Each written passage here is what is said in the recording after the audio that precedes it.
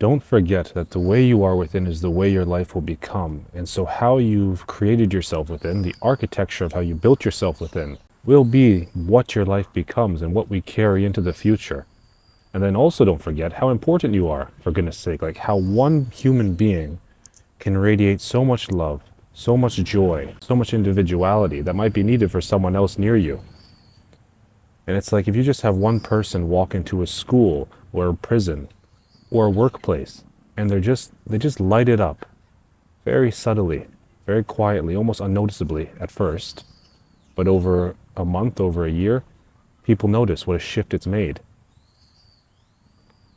And so don't forget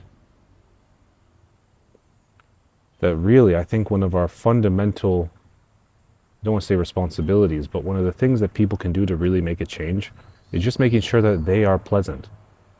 Just making sure they're not complaining about everything. They're not being negative themselves. They're not adding to that. They're not feeding to that current that they don't want, that they don't like. Because if you really think about it, whenever we're complaining about something, we're just adding to the negativity, you know? And all of this affects everything, every thought, every word, every action. And so just don't forget how impactful you are and how important it is to create yourself in a place where you are just pleasant, because then your pleasantness will just light up every room you walk into. Every blade of grass you step on, it just lights it up. And that's what's needed, obviously. And so when we think of how we're creating our inner architecture, it's about how the thoughts that you are holding every day, what are the foundations that you've been laying through just simple thoughts and routines and habits.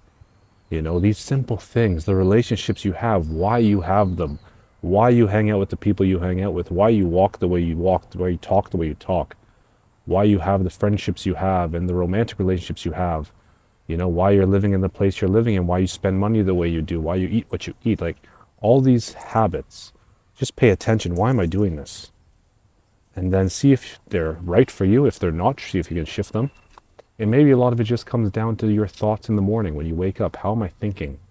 And then do I just allow that to just build and build and build like a snowball going down a hill? You know? Or can you start your day from that clarity? And then just notice how your thoughts and your emotions build from there. And it's okay if they spiral, that's fine. But then pay attention the next day, and the next day, and the next day. And just see if you begin having more control over your thoughts and your emotions and your life. And where your life is, and how it's going to build itself, and how it's affecting the world around it and the lives around it. You know, because again, obviously, that's what's important for us. It's how are we affecting the world through our own inner well-being. If we're a mess within, we're going to cause a mess without. That's just how it is.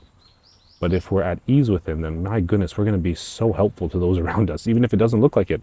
Even if you work at McDonald's, or you do something that you don't feel like you're having the biggest impact on society. But if you work at McDonald's and you just go in every day with a nice, joyous attitude, my goodness, like the impact you have will be far more impactful than most doctors or most lawyers or most people who are considering themselves at the top of society. And so don't forget that. Don't forget that the power we all have as human beings is our presence. And if our presence is not tended to paying attention to our own inner architecture, as I'm calling it, for the sake of this video, if we don't pay attention to that, which just means paying attention to the thoughts and the emotions that we're constantly creating, if we don't pay attention to that, then we're going to lead an existence that doesn't really benefit us or anyone around us, or at least it won't benefit us or those around us to its maximum extent. And so become pleasant by sitting still every day, by paying attention to your first thoughts in the morning. And then before you get up and go, can you just sit still for 5 minutes and then go? Can you focus your eyes between your eyebrows, pay attention to your heartbeat, and then go? Can you do that before you just get up and go? And the more you do this, like it might take 5, 10, 15, 20, 30 years, 2 lifetimes, 3 lifetimes, but eventually you'll just kind of expand into something that cannot be pulled out of joyousness. And even when it is, it's so easy just to fall back into it because joyousness becomes your baseline. You know, just ease, I should say, becomes your baseline. And when ease is your baseline, then my goodness, you are really a superhuman in today's world. And we need more superhumans. We need more people who are just living at ease, not people who are all agitated and trying to fight their way through life, because look what it's doing. So anyways, just a reminder to pay attention to how you are within when you wake up. See if you can bring that to ease and then go about your day.